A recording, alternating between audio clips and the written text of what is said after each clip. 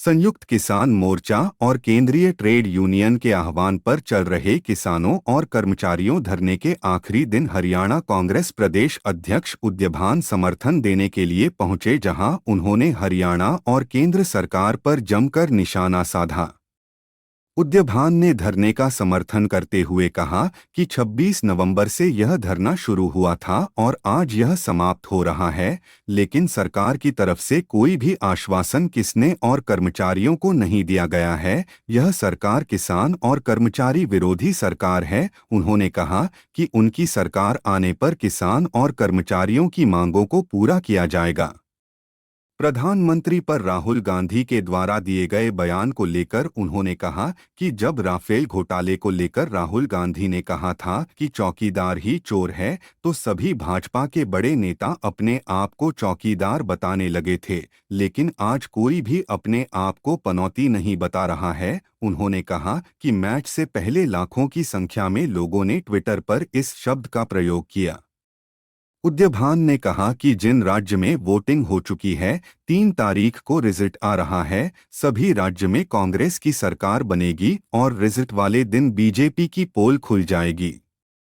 किसान आंदोलन के दौरान जो झूठे वादे करके आंदोलन को खत्म कराया गया था, अब एक बार फिर से लोगों ने आंदोलन करने का मन बनाया है और कांग्रेस पार्टी ने पहले भी इसका समर्थन किया था और आगे भी करेगी।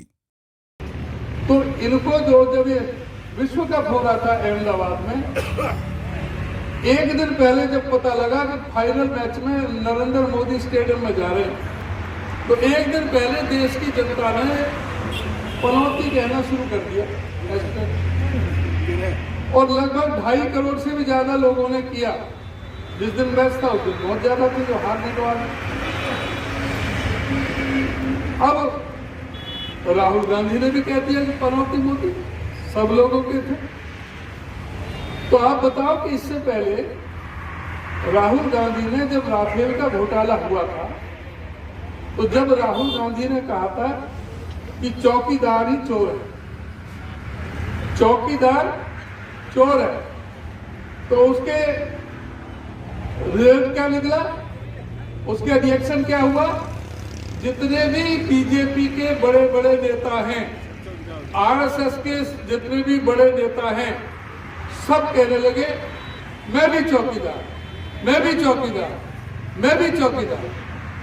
अब एक भी नेता नहीं कह रहा कि मैं भी पनौती, मैं भी पनौती, मैं भी पनौती। अब एक भी नेता नहीं कह रहा। तो ये इनकी कथनी और करनी में फर्क है। ये झूठे लोग हैं। बड़ा अफसोस होता है कि जब गूगल पे, जब हम फोन पे आवाज लगाते हैं कि दुनिया का सबसे झूठा प्रधानमंत्री कौन है, तो उसमें नरेंद्र मोदी का नाम आता है। भाई गूगल तो किसी पार्टी का है नहीं। ये इसमें जब नरेंद्र मोदी का नाम आता है, जो हमारे देश का प्रधानमंत्री है, हमारे देश की कितनी बदनामी हो रही है। जो कहते हैं कि भाई प्रधानमंत्री लाल किले से भी झूठ बोलता है। आज हमारे देश में, प्रदेश में क्या हो रहा है? हरियाणा बेरोजगारी में हिंदुस्तान में नंबर 1 क्यों है? ये नेशनल लेवल का इशू है और सभी जो किसान यूनियन के नेताओं ने जो एक बहुत लंबा संघर्ष किया था 13 महीने तक, 712 किसानों ने अपने प्राणों का बलिदान भी इस आंदोलन के तहत हुआ था। और जिस तरह से उनको झांसे में रख करके जो आंदोलन स्थगित कराया था या समाप्त करवाया था, उसमें किसी भी बात पर ये सरकार खरी नहीं उतरी। उसकी वजह से बड़ा किसानों में भारी उत्साह और जोश और सरकार के प्रति रोष है और उसके इनको प्रदर्शित करने के लिए, चेताने के लिए 3 दिन का ये इन्होंने सांकेतिक धरना किया है। और अगर ये नहीं मानेंगे तो किसान यूनियन के नेता अगला भी कदम उठाएंगे।